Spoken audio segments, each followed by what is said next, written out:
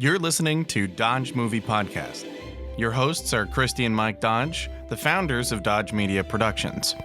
We produce films and podcasts, so this is a podcast about films. Join them as they share their passion for filmmaking. Looking to start a podcast but don't know where to begin? Look no further. The team at Dodge Media Productions has 20 years of experience as podcast listeners and observing the industry and 8 years experience in podcast production. We can help you take your podcast from idea to fruition, and we'll make the process seamless and easy. We'll help you with everything from recording and editing to hitting the charts on Apple Podcasts. So what are you waiting for? Contact us today and let's get started. DodgeMediaProductions.com. Welcome back to the podcast. That means that you're a popular person. Ha ha ha. Dad joke. The second half of the Wicked film came out.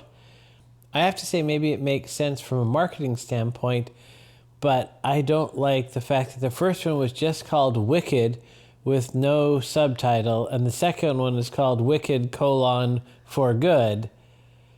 So either call them Wicked, Part 1, Part 2, or call them Wicked, something, then forget.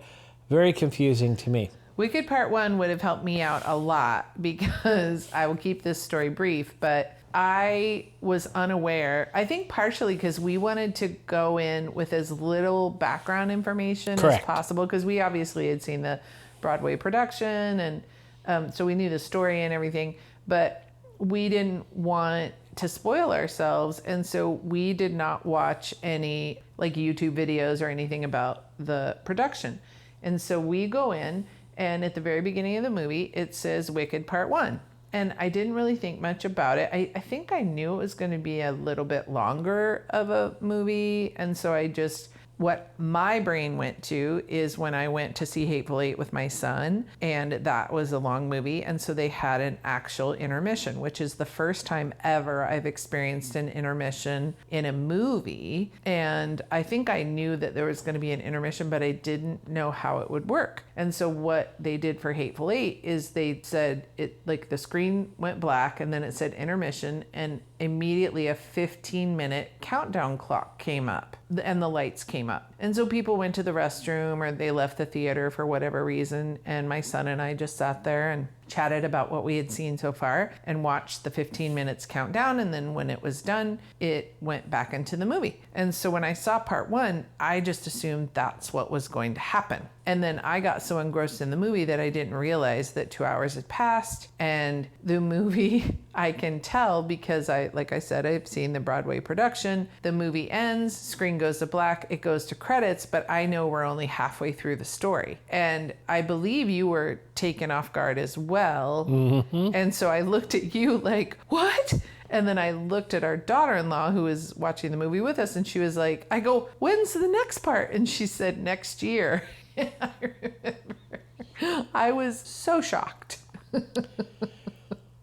I read someplace an interview with somebody involved. I don't think it was the director, and they said they tried for a long time to get the script down to make a single film, and they just couldn't. I find that very curious, given that the Broadway production does not last 4 hours. Yeah, was this more on the book? Because I had forgotten that there was a book until we were walking out of this one, and the people we went with were talking about the book. We had some conversations after Wicked with various people, and this topic came up of how do you make a movie about a Broadway musical, and I used the example of Dear Evan Hansen.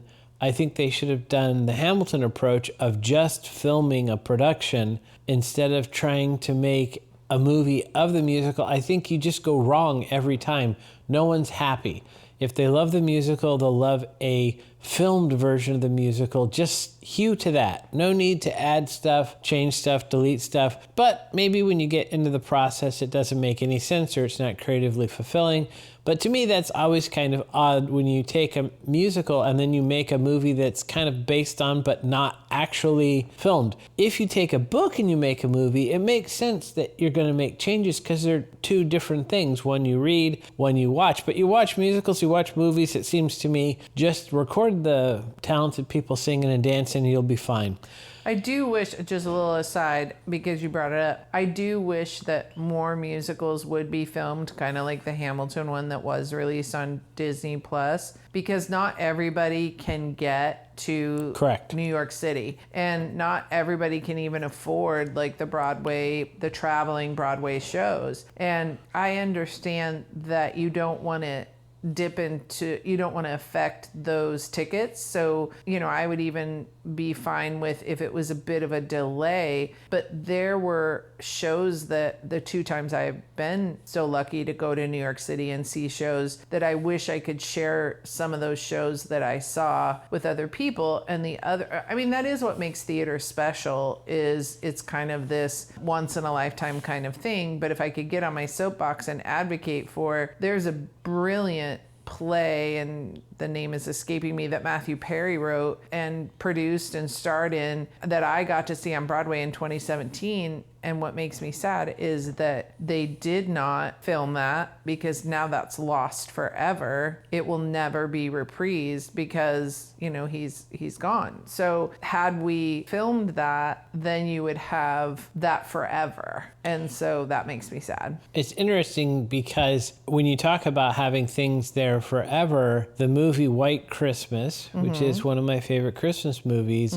there's no official soundtrack because Rosemary Clooney was signed to a different label at the time, so they weren't able to release the traditional soundtrack. There is a quote-unquote soundtrack, but if I recall correctly, some or all of her parts are sung by another actress, so it's not exactly from the movie. There are certain things that I think get big enough that capturing them for posterity is a worthwhile endeavor. That being said, I did enjoy the second half of Wicked. I think the 2 parts together would make one long movie a la Killers of the Flower Moon. A person could probably watch them together. Back in the day, it was a big deal when a movie spanned 2 VHS cassettes. I remember Gone with the Wind was famously one of those. Yeah, maybe Godfather was in that category, or Godfather 2 or something. And this movie would obviously get there. And we talked about at what point does it become a 4-ep limited series of 1 hour apiece. Years ago, one of the, I think, alums of some sort, but a person who worked on the Marvel streaming show Daredevil came to Portland State to talk. And the one thing I really remember he mentioned was they didn't have to write to commercial break when making that show, and that was a huge deal for the writers. It was very new at that time. Very few shows were written exclusively for streaming. That would be interesting. In this film, they obviously wrote to 1 break, but could you break it up into 4 eps? I don't know. I didn't find it problematic that there was a break because I watched them a year apart. Maybe if I watched them back to back, I would see something that was a discontinuity. Well, and then we did ourselves a favor. The night before we went to see part 2, we watched part 1. I was surprised. I guess I've been so conditioned by television shows that kind of like Last Week On, they give you a little reprise. Right. I was surprised that there wasn't one in this film, that they just went right into part 2. It was kind of like it was on you to either remember or give yourself a refresher like we did. There was no skip recap button in the lower right corner that you could press, which, by the way, as an aside, the whole viewing experience has changed now because I have found myself in the theater wanting to hit the back button. What was that? I missed that. Can I go back and see? Or to pause and be able to get out maybe my red pointer to show you on the screen. Look at that thing in the background they forgot to get. This film had no things in the background that you weren't supposed to see that I could tell. The production design on this is ridiculous. It's amazing and also so costly. I can't help but think. I know from the first part trivia, they talked about building that university courtyard or something. And well, and then all the tulips, they actually, those aren't, I mean, some of them probably are CGI, but they, I don't know, planted 1 million or it's some ridiculous amount. Number of tulips. Which comes to the thing that is always a bit of a twist for the independent filmmaker. How much money was spent on this that could have been spent on other films? You go back and forth, but in a sense, this is why you have big budget Hollywood films, because it is a spectacle. All the costuming, all of the set design, tulips and yellow brick roads and all this stuff was done practically, and it cost money, and there's lots of tradespeople that got involved. I think this film plays well because it is that giant spectacle, the colors, the dancing, all of that. And all of those numbers took time to practice, everything. This is, in a sense, to me, why budgets get so big. Could you have told the story without it? Maybe, but this is part of the fun, right? I think that what I was so excited about was, I think maybe as we were going into the theater or something, our daughter-in-law was a big fan. She mentioned that this, or maybe it was our dinner companions, but somebody mentioned that the second half is darker than the first half. And so I remembered so fondly of the first half, a lot of the numbers, my favorite being the one in the library with the spinning wheels and the ladders and everything. But or like Popular, is that the song she sings when they first go into their room? I don't think so. Anyway, there's a song that Galinda sings to Elphaba when they first go into their room, and basically Galinda's wardrobe is all over the room, and they're talking about, sharing that room. That's a very fun set piece as well as song, and their choreography throughout the different elements of that room. And so I just thought, how are they, with how dark this second half is, how are they going to have those big production numbers that make, like you said, seeing this big studio movie with all these set pieces and all this stuff, how are they going to do that and keep it from just the tone of the second part? And they did it. Like, I can't remember the names of the songs, but I was like, oh, here's one of those songs. It's like a big production number with multiple choreography. And I mean, I think it's not to get us off track, but it's one of the things that I love about Pasek and Paul's stuff. Like in Greatest Showman, there's that great bar scene where there's a lot of rhythmic hitting the beer glasses on the counter, and there's things that the characters within the scene do to add to the musicality of the piece.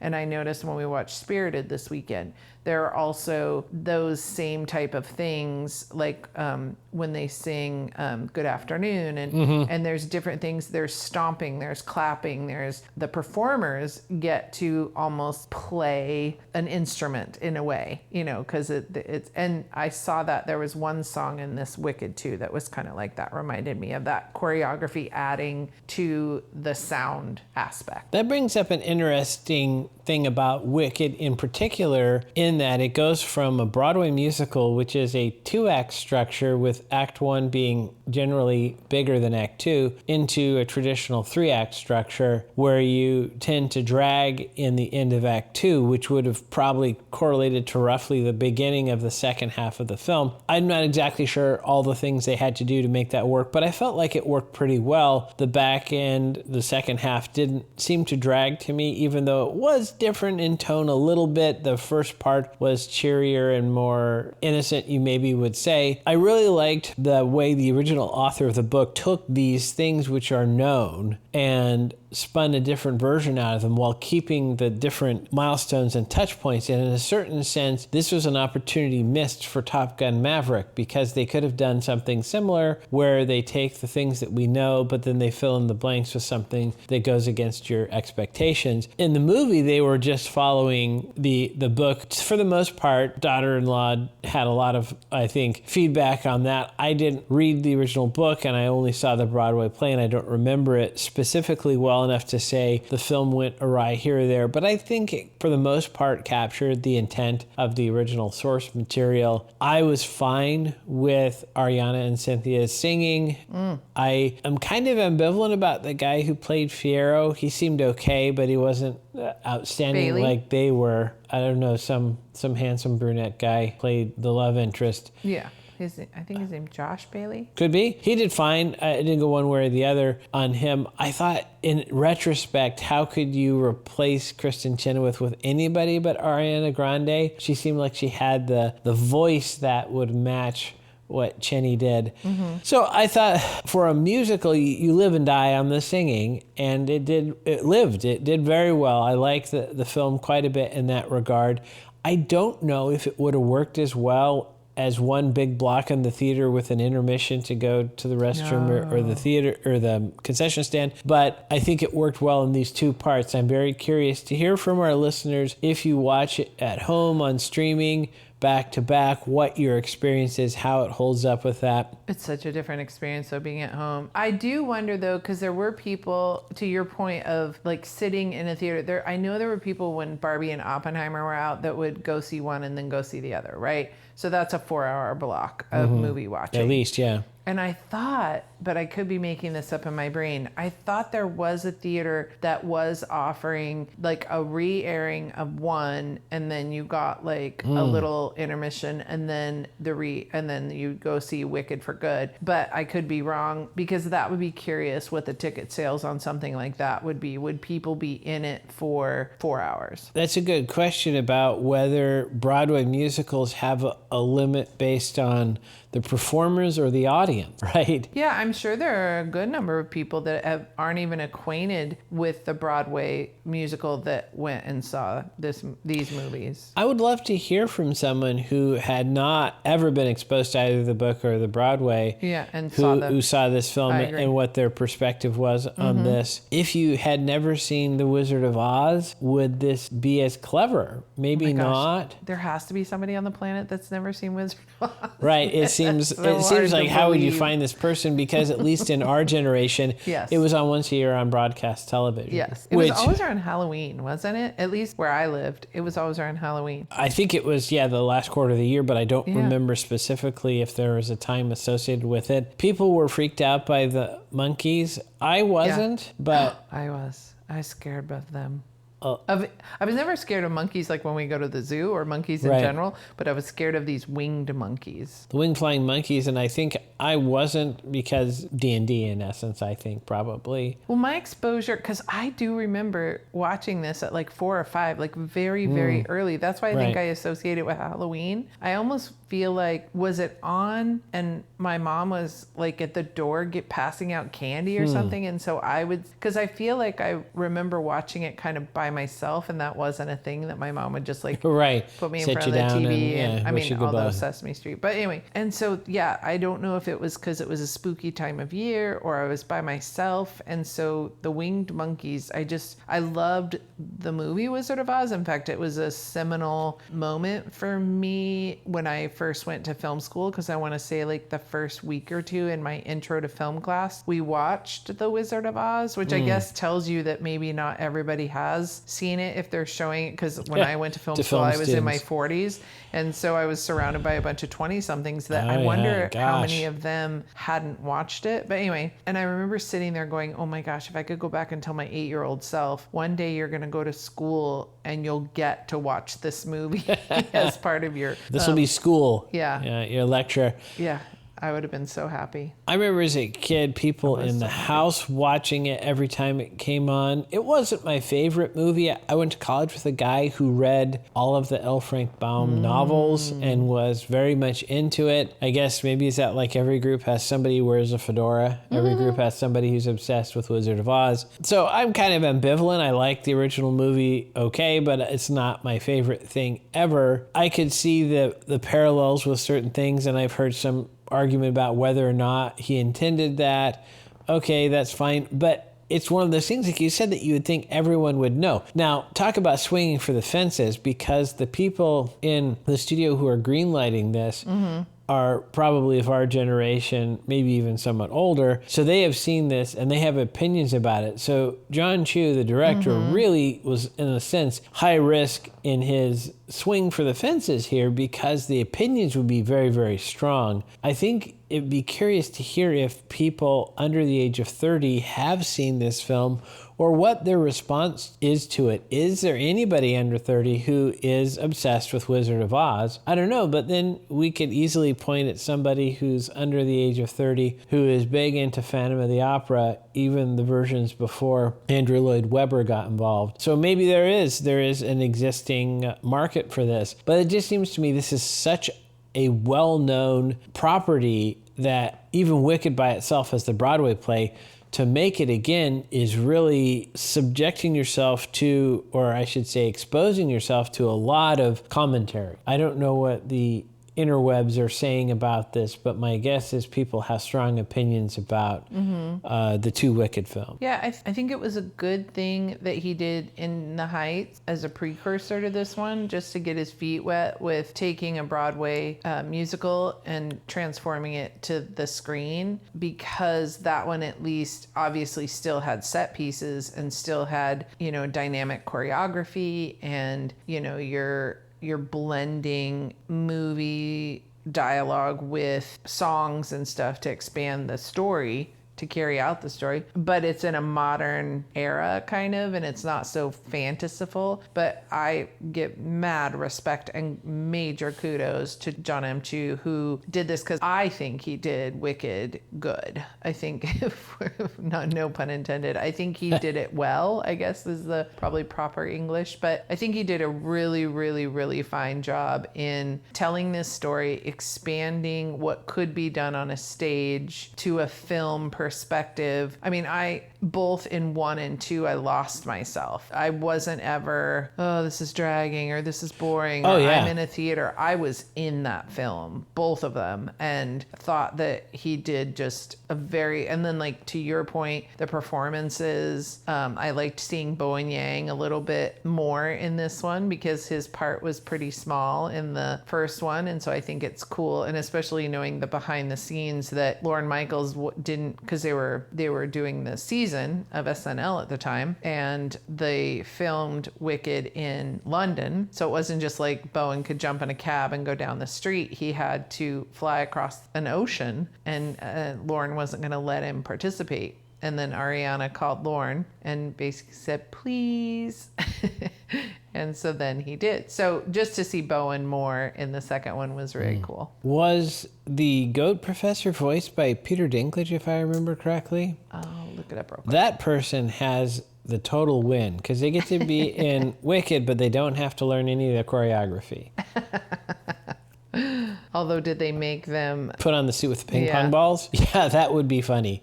What did you think about the idea, how they incorporated, because I thought you had a negative feeling, but they incorporated the Cowardly Lion, the Tin Man, a Dorothy character in this second part? I don't know that I had a negative opinion, because it's kind of part of the Wicked musical. I thought also showed how those characters became the Lion and the Tin Man. Oh, and the I didn't Scarecrow. remember that. Okay, so maybe it's not But me.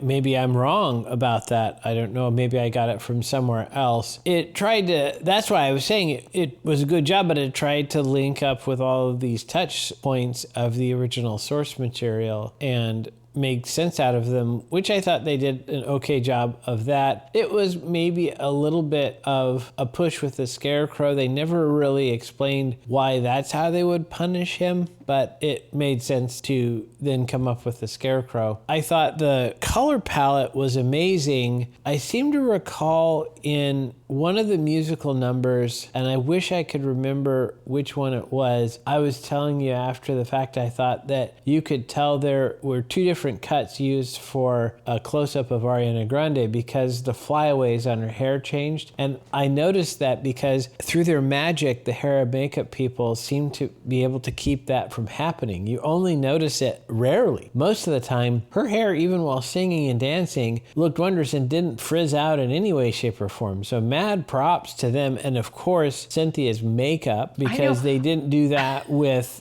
that was not CGI. CGI. That was all painted on the poor girl. I just, from having heard other actors who had a lot of that makeup that put on, it's such a long process, and it's very difficult and time consuming and all of that. And no offense to the people who did the 1930s version, but I think if you look at the Wicked Witch and her face makeup, and then every time Cynthia's character Elphaba would hug somebody, I kept waiting for them to come, or like she would touch something, come away with some green on their shoulder or something, and nope. So whatever setting product they have is amazing. That's where I come to, again, such respect for those people, because they're able to work very hard to make it look like there's no makeup there at all. But the difference is astounding. As I've said, I think even on this podcast, if I ever had to go on television, I would, out of my own pocket, hire a professional makeup person, because they can make you look great without looking like you're trying.